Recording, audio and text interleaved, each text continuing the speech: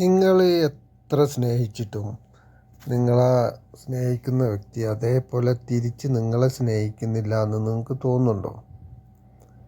അത് അത് രണ്ട് രീതിയിലുണ്ട്. ഒന്ന് വിവാഹം കഴിഞ്ഞവരും ഒന്ന് വിവാഹം കഴിക്കാത്തവരും.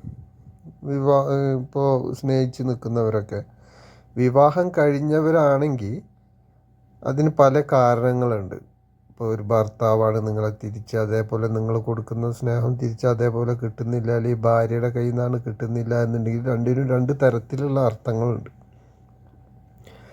ഭർത്താവിൻ്റെ കയ്യിൽ നിന്നാണ് കിട്ടാത്തതെന്ന് വെച്ചാൽ ചില ആളുകൾ കുടുംബം നോക്കുമ്പോൾ കുടുംബവുമായി ബന്ധപ്പെട്ട് ഒരുപാട് അവർക്ക് പ്രശ്നങ്ങളും ടെൻഷനും ഉണ്ടാവും. അത് ഭാര്യയ്ക്കും ഉണ്ടാവും ഭർത്താവിനും ഉണ്ടാവും. ആരോ കുടുംബം നോക്കുന്നത് വെച്ചാൽ അതുമായി ബന്ധപ്പെട്ട ഒരുപാട് പ്രശ്നങ്ങൾ അവർക്ക് ഉള്ളത് കൊണ്ട് അവരുടെ ഉള്ളിൽ സ്നേഹം ഉണ്ടാവും, പക്ഷെ അത് പുറത്ത് കാണിക്കാനുള്ള സാഹചര്യമോ അല്ലെങ്കിൽ അതിനുള്ളൊരു മൂഡോ അവസരമോ ഒന്നും ഉണ്ടാവില്ല. കാരണം അവരുടെ ഉള്ളിലൊക്കെ ഒരുപാട് കുടുംബത്തോട് സ്നേഹമുള്ളത് കൊണ്ടാണല്ലോ അവർ ജോലിയൊക്കെ ചെയ്ത് കുടുംബം നോക്കുന്നത്. പക്ഷെ ആ സ്നേഹം കാണിക്കാനുള്ള ഒരു മാനസികാവസ്ഥ അവർക്ക് ഉണ്ടാവില്ല, അവരുടെ ഉള്ളിലുണ്ടാവും. അപ്പോൾ അവരിൽ നിന്ന് അത് കിട്ടാൻ വേണ്ടിയിട്ട് ചെയ്യേണ്ടത് എന്താണെന്ന് വെച്ച് കഴിഞ്ഞാൽ അവർക്ക് എന്തൊക്കെയാണോ ടെൻഷനും അവരുടെ പ്രശ്നങ്ങളും എന്ന് മനസ്സിലാക്കുകയാണ് വേണ്ടത്. അതിന് കൂടെ നിന്നിട്ട് അവർക്കതിന് ഒരു ഹെൽപ്പ് പോലെ കൂടെ നിന്നിട്ട് നമ്മളെ കൊണ്ട് എന്ത് ചെയ്യാൻ പറ്റുന്നോ അത് നമ്മൾ ചെയ്യുക.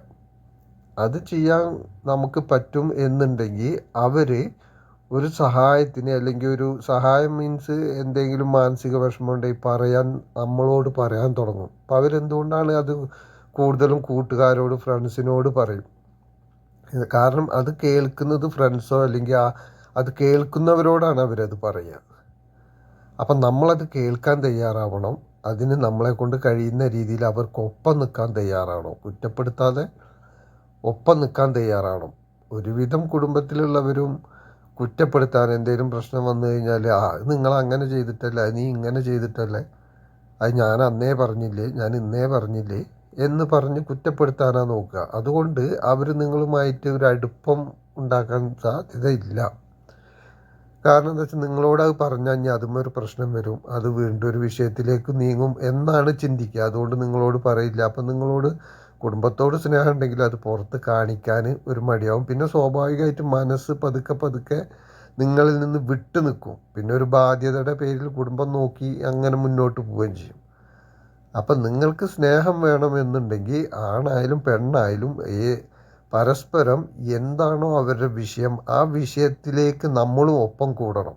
അവരുടെ കൂടെ ഒരു ഫ്രണ്ട്സിനെ പോലെ സുഹൃത്തിനെ പോലെ നമ്മൾ അവരുടെ ഒപ്പം കൂടിയാൽ മാത്രമേ നമുക്ക് അവരുടെ സ്നേഹം കിട്ടുള്ളൂ. നമ്മൾ അവരുടെ ഒപ്പം കൂടിയാൽ മാത്രമേ അവർ നമ്മളോട് ഇങ്ങോട്ട് വിഷയങ്ങൾ എന്താണ് എന്തൊക്കെയാണ് എന്നുള്ളത് നമ്മളോട് പറയാൻ തുടങ്ങും. നമ്മളോട് തുറന്നു പറയുമ്പോൾ നമ്മൾ അതിനനുസരിച്ച് കുറ്റപ്പെടുത്താതെ നമ്മൾ ഒരു സുഹൃത്ത് നിൽക്കും പോലെ നിൽക്കണം. അത് അധികം പേർക്കും കഴിയുന്നില്ല എന്നുള്ളതാണ് പ്രശ്നം. ഒരു സുഹൃത്താണെങ്കിൽ കൂടെ നിന്ന് അത് പ്രശ്നമില്ല, നമുക്ക് പരിഹരിക്കാം, അങ്ങനെ ചെയ്യാം ഇങ്ങനെ ചെയ്യാമെന്നൊരു സൊല്യൂഷൻ പറഞ്ഞു കൊടുക്കും. ഒരു സുഹൃത്തിനോട് സംസാരിക്കും. പക്ഷേ വീട്ടിൽ സംസാരിക്കുമ്പോൾ കുറ്റപ്പെടുത്തലായിരിക്കും. ഈ കുറ്റപ്പെടുത്തൽ അപ്പോഴത്തെ ഇതിന് കുറ്റപ്പെടുത്തുന്നതാണ്. പക്ഷെ ആ കുറ്റപ്പെടുത്തൽ ജീവിതത്തിൽ രണ്ടുപേരും പതുക്കെ പതുക്കെ മാനസികമായി അകലാനുള്ളൊരു സാധ്യതയാണ് അവിടെ കാണുന്നത്. അപ്പം നിങ്ങൾക്ക് സ്നേഹമാണ് വേണ്ടത് എന്ന് വെച്ചാൽ ആ കുറ്റപ്പെടുത്താതെ അതിനുള്ള സൊല്യൂഷൻ കണ്ടെത്തുക രണ്ടുപേരും കൂടിയിട്ട്, അല്ലെങ്കിൽ മറ്റാളെ സപ്പോർട്ട് ചെയ്യുക എന്നുള്ളതാണ് ഇതിനുള്ള ഏറ്റവും പോംവഴി. പിന്നെ അതേപോലെ തന്നെ വിവാഹം കഴിക്കാത്തവരാണ് നമ്മൾ കൊടുക്കുന്ന അത്രയും സ്നേഹം അവർ ഇങ്ങോട്ട് തരുന്നില്ല എന്ന് തോന്നുന്നുണ്ടെങ്കിൽ അതിന് കാരണം വേറെ ഉണ്ട്. കാരണം ആ വ്യക്തി ശരിക്കും നിങ്ങളെ അത്ര ഒരു പ്രാധാന്യമായിട്ട് കാണുന്നില്ല എന്നുള്ളതാണ് അതിൻ്റെ സത്യം. കാരണം ഇവിടെ കുടുംബം നോക്കണ വിഷയമൊന്നും ഇവിടെ വരുന്നില്ല. ഇവിടെ നമ്മൾ കൊടുക്കുന്ന അതേ സ്നേഹം ഇങ്ങോട്ട് തിരിച്ച് കിട്ടുന്നില്ല എന്ന് നമുക്ക് തോന്നുകയാണെങ്കിൽ, അല്ലെങ്കിൽ അങ്ങനെയാണ് സംഭവമെങ്കിൽ ആ വ്യക്തിക്ക് നമ്മൾ അത്ര പ്രാധാന്യം ഇല്ല എന്നുള്ളതാണ്. അപ്പോൾ ആ പ്രാധാന്യം നമ്മൾ വരുത്തുകയാണ് വേണ്ടത്. ആ വ്യക്തിയെ നമ്മൾ പ്രാധാന്യം വരുത്തണം. ആ വ്യക്തി നമ്മളെക്കുറിച്ച് കൂടുതൽ ചിന്തിക്കണം. അത് ചിന്തിക്കണമെന്നുണ്ടെങ്കിൽ നമ്മൾ ആ വ്യക്തിയുമായി മാനസിക അടുപ്പം വരണം. മാനസിക അടുപ്പം വന്നാൽ മാത്രമേ ആ വ്യക്തി എപ്പോഴും നമ്മളെക്കുറിച്ച് അങ്ങനെ ചിന്തിക്കും. നമ്മളെ ജീവിതത്തിൽ വേണമെന്ന് ആഗ്രഹിക്കും.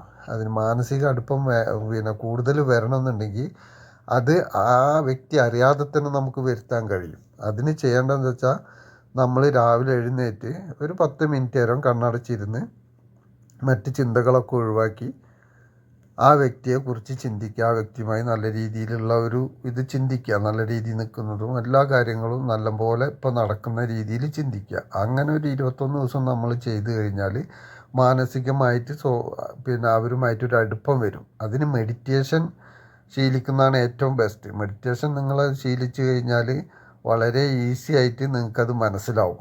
കുറച്ച് ദിവസങ്ങൾ കൊണ്ട് തന്നെ ആ അടുപ്പം വരുന്നത് നിങ്ങൾ മനസ്സിലാവും. അതിപ്പോൾ ഇതിലൊരു ഒറ്റവാക്കി പറയുന്ന പോലെ പറഞ്ഞിട്ട് കാര്യമില്ല.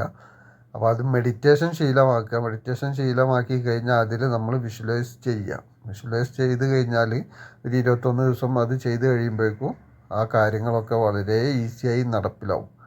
അപ്പോൾ അതിന് വേണ്ടിയിട്ട് എല്ലാവരും അതൊക്കെ ശ്രമിച്ചു കഴിഞ്ഞാൽ നിങ്ങൾക്കത് ചെയ്യാവുന്നതേ ഉള്ളൂ. ഇനി എന്തെങ്കിലും സംശയമുണ്ട് ഇതിൽ കാണുന്ന വാട്സാപ്പ് നമ്പറിൽ മെസ്സേജ് ചെയ്താൽ അതിന് മറുപടി തരുന്നതാണ്. അപ്പോൾ എല്ലാവർക്കും നമസ്കാരം.